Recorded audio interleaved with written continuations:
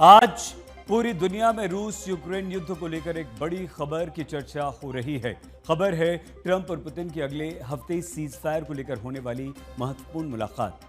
Trump के बुलावे को पुतिन ने मान लिया है। दोनों राष्ट्राध्यक्षों की मुलाकात अगले सप्ताह होनी है, लेकिन ट्रंप की डेडलाइन कल समाप्त हो रही है और सवाल यही है, मुलाकात से पहले अपनी धमकी के अनुसार क्या ट्रंप कोई बड़ा एक्शन लेते हैं या नहीं। अगर ट्रंप ने कोई बड़ा और कड़ा निर्णय लेने का जोखिम उठाया तो युद्ध विराम का प्रयास कैसे महायुद्ध में बदल सकता है। आपको यूक्रेन से आई ट्रंप को डराने वाली यह रिपोर्ट में हम दिखाते हैं।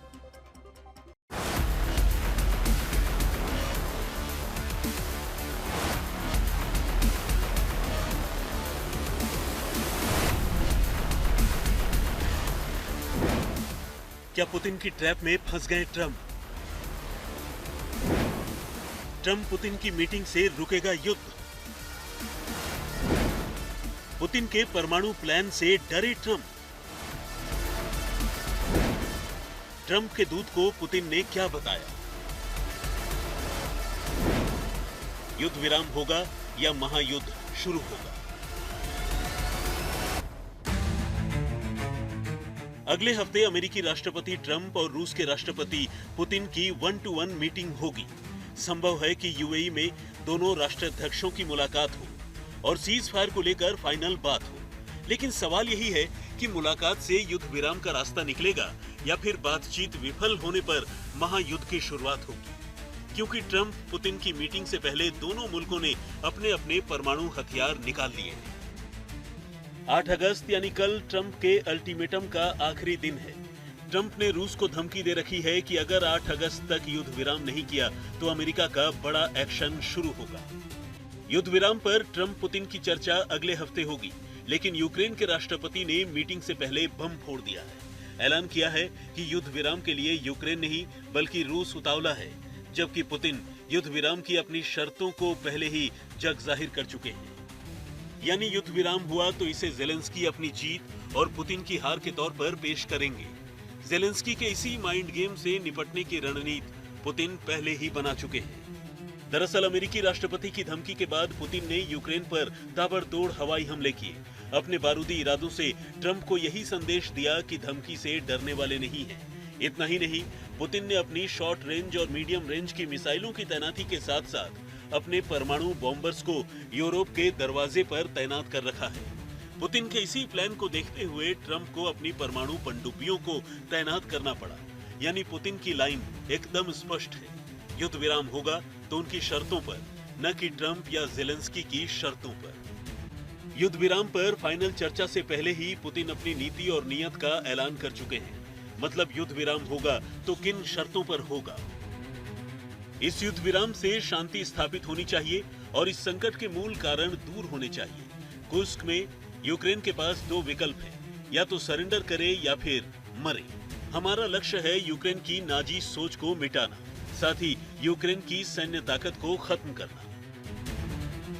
रूस यूक्रेन युद्ध रुक जाए, इसके लिए बीते कुछ महीनों से पर्दे के पीछे बातचीत चल रही है, क्योंकि रूस ने यूक्रेन को हथियार सप्लाई करने वाले सभी मुल्कों को अंजाम भुगतने की धमकी दी थी। यही नहीं, नेटो मुल्कों को युद्ध से दूर रहने की सीधी चेतावनी दी थी।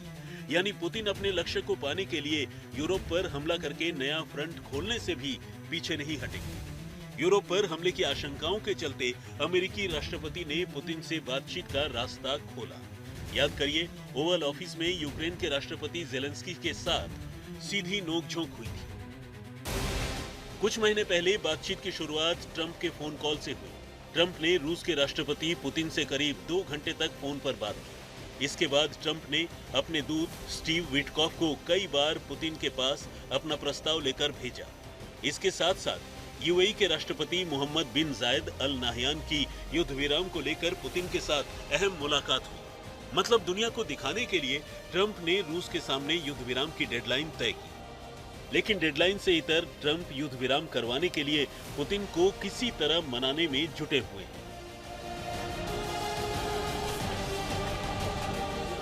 ऐसे में अगले हफ्ते यूएई में पुतिन और ट्रंप की मुलाकात तय है। व्हाइट हाउस और क्रेमलिन की तरफ से मुलाकात की पुष्टि की जा चुकी है। अब सबसे बड़ा सवाल यही है कि युद्ध विराम के लिए पुतिन को ट्रंप कैसे मनाएंगे। क्योंकि युद्ध विराम की शर्तों का ऐलान पहले ही पुतिन कर चुके हैं। युद्ध विराम की पहली शर्त, यूक्रेन में अपने कब्जे वाले इलाकों को नहीं छोड़ेंगे। युद्ध विराम की दूसरी शर्त, कुर्स्क इलाके को यूक्रेन सैनिकों को खाली करना होगा। युद्ध विराम की तीसरी शर्त, क्रीमिया, दोनेत्स्क, लुहांस्क और ज़ैपोरिज़िया और खेरसन को दुनिया रूस का हिस्सा घोषित करे। युद्ध विराम की चौथी शर्त, यूक्रेन की जमीन पर नेटो मुल्कों के सैन्य ठिकाने मंजूर दें। अपनी शर्तों के अलावा पुतिन युद्ध विराम की कोशिश को लेकर बड़ा सवाल उठा चुके हैं। लड़ाई को खत्म करने का आदेश कौन देगा और किस कीमत पर देगा? कौन तय करेगा कि 2000 किलोमीटर से ज्यादा की दूरी पर किसी संभावित युद्ध विराम को किसने तोड़ा है? इन सभी सवालों पर दोनों पक्षों की तरफ से सावधानी पूर्वक काम करने की जरूरत है। इसकी निगरानी कौन करता है? आज यूक्रेन के करीब 20% हिस्से पर पुतिन की सेना का कब्जा है। पुतिन यही चाहते हैं कि युद्ध विराम तभी होगा जब उनकी शर्तें मानी जाएंगी। ऐसे में पुतिन की शर्तों के सामने सबसे बड़ा रोड़ा यूक्रेन के राष्ट्रपति ज़ेलेंस्की है।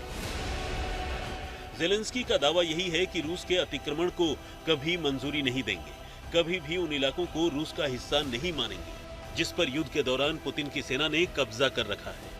मतलब जब पुतिन के साथ ट्रंप बात करेंगे तो उन्हें बीच का रास्ता निकालना होगा। ट्रंप भी जानते हैं कि पुतिन को दबाव बनाकर झुकाना संभव नहीं है। यही वजह है कि पुतिन के साथ बातचीत को खुद अमेरिकी राष्ट्रपति युद्ध विराम की दिशा में बड़ा ब्रेक थ्रू नहीं मान रहे हैं। ट्रंप को भी पता है कि यूक्रेन रूस के बीच युद्ध विराम की राह कांटों से भरी है, क्योंकि पुतिन पर दबाव बनाने के सभी हथकंडे नाकाम हुए। अब सवाल यही है कि 8 अगस्त को ट्रंप की डेडलाइन खत्म हो रही है, लेकिन दोनों नेताओं की मुलाकात अगले हफ्ते होनी है। तो क्या मुलाकात से पहले रूस पर ट्रंप नया टैरिफ बम फोड़ेंगे या फिर डेडलाइन की तारीख आगे बढ़ाएंगे? अगर ट्रंप तारीख आगे नहीं बढ़ाते तो रूस पर भारी भरकम टैरिफ लगाएंगे, जो युद्ध विराम की कोशिशों पर पानी फेर सकता है। अब देखना यही है कि रूस को लेकर ट्रंप क्या फैसला करते हैं। यानी ट्रंप के आगे कुआं है और पीछे खाई। अगर टैरिफ लगाते हैं तो युद्ध विराम पर होने वाली मीटिंग को पुतिन कैंसिल कर सकते हैं। अगर टैरिफ नहीं लगाया तो युद्ध विराम से पहले पुतिन की बड़ी जीत होगी, जिससे ट्रंप की साख को बट्टा लगना तय। क्योंकि ट्रंप अभी तक यही नैरेटिव बनाते आए हैं कि अपने एक्शन से पुतिन को झुका दिया, लेकिन सच्चाई एकदम उलट है। अब देखना यही है कि अगले 48 घंटे में क्या होने वाला है। आज तक ब्यूरो।